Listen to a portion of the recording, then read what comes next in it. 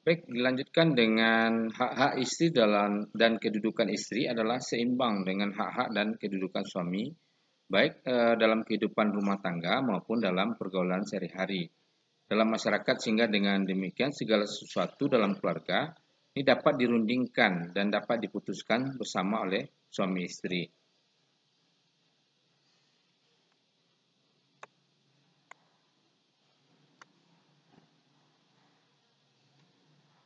Jadi dalam Islam ini ada beberapa prinsip dalam perkawinan, yaitu yang pertama itu harus ada persetujuan secara sukarela dari pihak-pihak yang mengadakan perkawinan.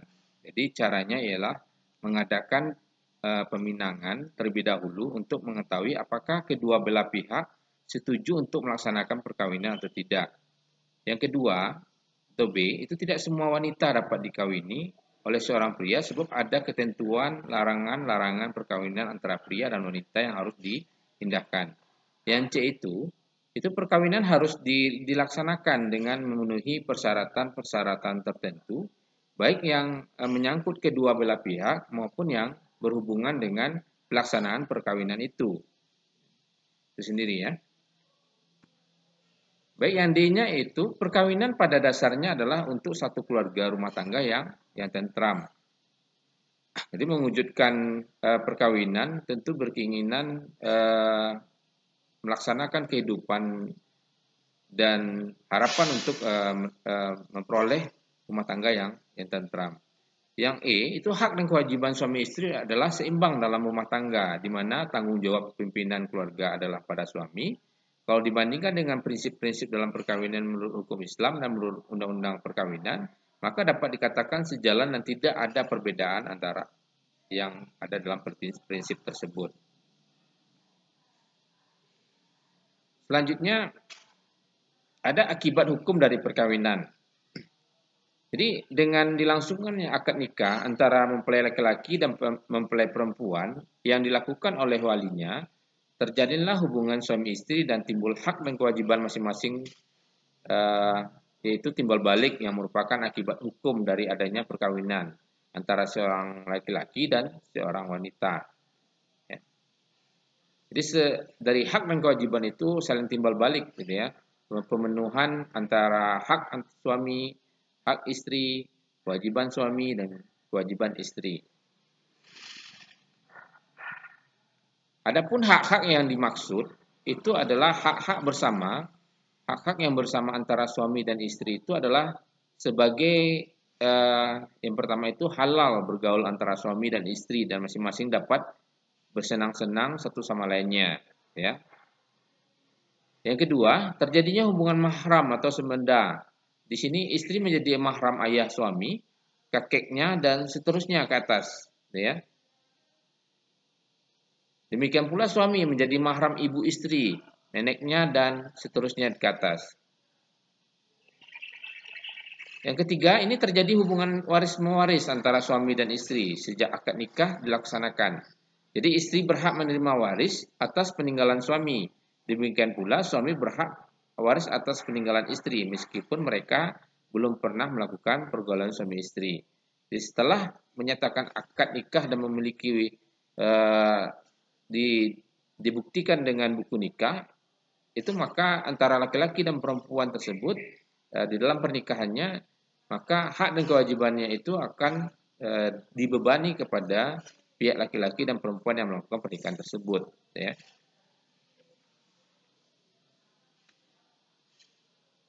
Sebenarnya anak yang lahir dari istri ini bermazhab pada suaminya. Jadi apabila pembuahan terjadi sebagai hasil hubungan setelah nikah. Yang jelas setelah nikah ya. Jadi setelah nikah itu anak yang dilahirkan di dalam pernikahan tentu itu menjadi bernazab pada suaminya.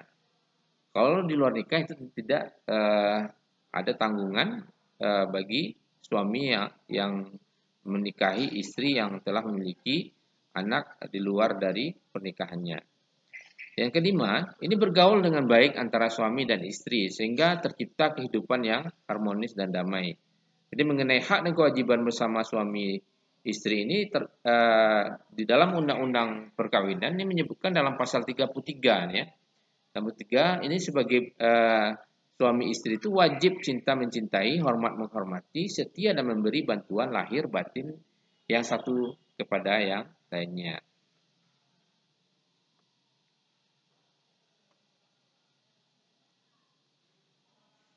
Selanjutnya yang B, hak-hak istri dan hak-hak istri ini yang menjadi kewajiban suami dapat dibagi dua, itu hak-hak kebendaan, itu mahar atau mas kawin dan nafkah, ya.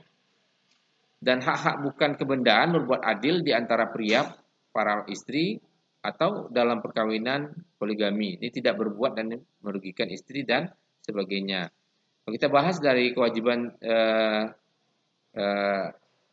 suami itu ada dua, ya, kepada istrinya, yaitu menyerahkan mahar atau mas kawin, ya.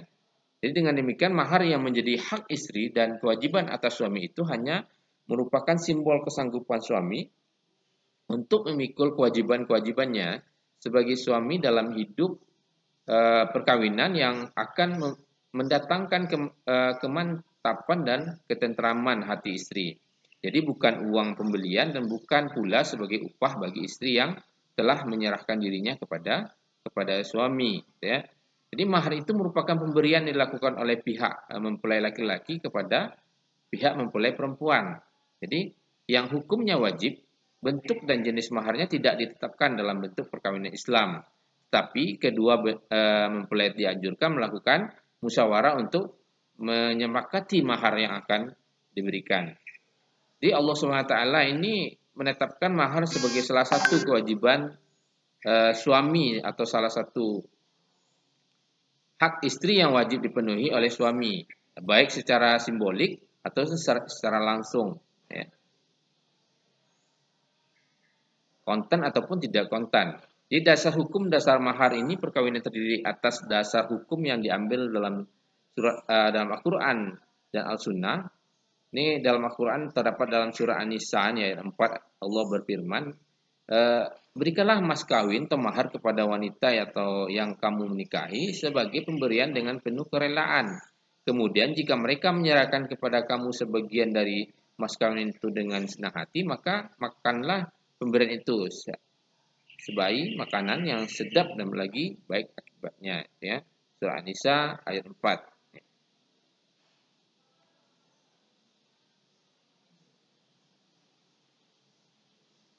Jadi selain itu dalam surat Al-Baqarah ayat 237 itu disebutkan jika kamu menceraikan istri-istrimu sebelum kamu mencampur dengan mereka padahal sesungguhnya kamu sudah menentukan maharnya, maka bayarlah seperdua dari mahar yang telah kamu tentukan itu. Ya, surah Al-Baqarah ayat 237. Jadi ayat-ayat Al-Quran yang telah dikemukakan tadi bahwa dalil sebagai dasar hukum yang kuat bahwa laki-laki wajib membayar mahar kepada perempuan. Ini dapat ditegakkan selain itu hadis yang menjadi dasar hukum adanya mahar dalam perkawinan itu adalah hadis yang diriwayatkan oleh Imam Ahmad, Tirmizi dan Ibnu Wajah dari Amir bin Rabi'ah, sesungguhnya perempuan dari suku Mazarah, ya, telah menikah dengan perkawinan dua sandal, maka Rasulullah bertanya kepada perempuan itu, sukakah engkau menyerahkan dirimu serta dengan hal itu? Maka Rasulullah memberikan pernikahan tersebut, ya. Jadi hadis ini merupakan dasar hukum dan dalil bahwa kedudukan mahar dalam perkawinan hukumnya wajib bagi laki-laki yang harus dibayarkan kepada perempuan yang hendak dinikahinya. Selanjutnya nafkah, ya. Jadi maksud dengan nafkah itu adalah mencukupkan segala keperluan istri, meliputi makanan, pakaian, tempat tinggal, membantu rumah tangga dan pengobatan. Meskipun istri tergolong orang kaya, ya. Jadi kewajiban bagi suaminya, biarpun istrinya memiliki kekayaan, tetapi tetap melaksanakan kewajibannya untuk memberikan kehidupan yang layak bagi istrinya. Jadi menggauli istri dengan baik dapat mencakup itu ya sikap menghargai, menghormati, ya, dan melakukan perlakuan yang baik secara meningkatkan taraf hidupnya dalam bidang-bidang agama, akhlak dan ilmu pengetahuan yang diperlukan. Itu melindungi dan menjaga nama istri, itu ya. Jadi suami berkewajiban melindungi istrinya serta menjaga nama baik istrinya.